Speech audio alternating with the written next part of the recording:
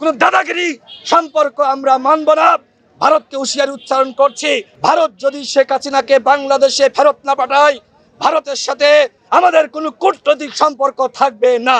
জাতীয় পার্টির 14 দল সহ যারা ফ্যাসিবাদের দোসর ছিল তাদেরকেও নির্বাচন কমিশন যেন কোনো সংলাপে না ডাকে।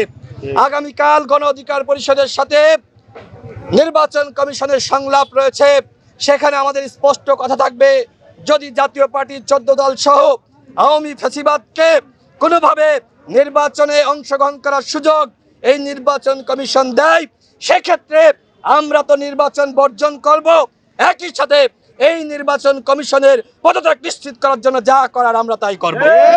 এবং আওয়ামী লীগের নেতা কর্মীরা কোনোভাবে আগামী নির্বাচনে ডামি মামি স্বতন্ত্র কোনো নামে টাকা পয়সা খরচ করে ভারতের নির্দেশনায় একমাত্র স্মার্ট সিটি বসুন্ধরা, আধুনিকতায় এক ধাপ এগিয়ে। তারা যে স্বতন্ত্রভাবে নির্বাচন করে নির্বাচন বানচাল করতে চায়, সেই সুযোগ আমরা দিব না ইনশাআল্লাহ। সর্বশেষ কথা, ভারত যদি শেখ হাসিনাকে বাংলাদেশে ফেরত না পাঠায়, ভারতের সাথে আমাদের কোনো কূটনৈতিক সম্পর্ক থাকবে না। ভারতের মাথায় রাখতে হবে, বাংলাদেশের জনগণ ভারতের জনগণের সাথে সম্পর্ক চাই, কোন দলের সাথে দলের সম্পর্ক আমরা মানি না।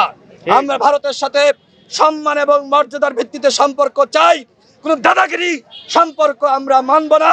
ভারতকে হুঁশিয়ারি উচ্চারণ করছি, আর কখনো বাংলাদেশকে আপনারা করদাহ্য বানাতে পারবেন না, আর কখনো বাংলাদেশে আপনারা হাসিনার মতন ল্যান্ডুব দর্জি বানাতে পারবেন না।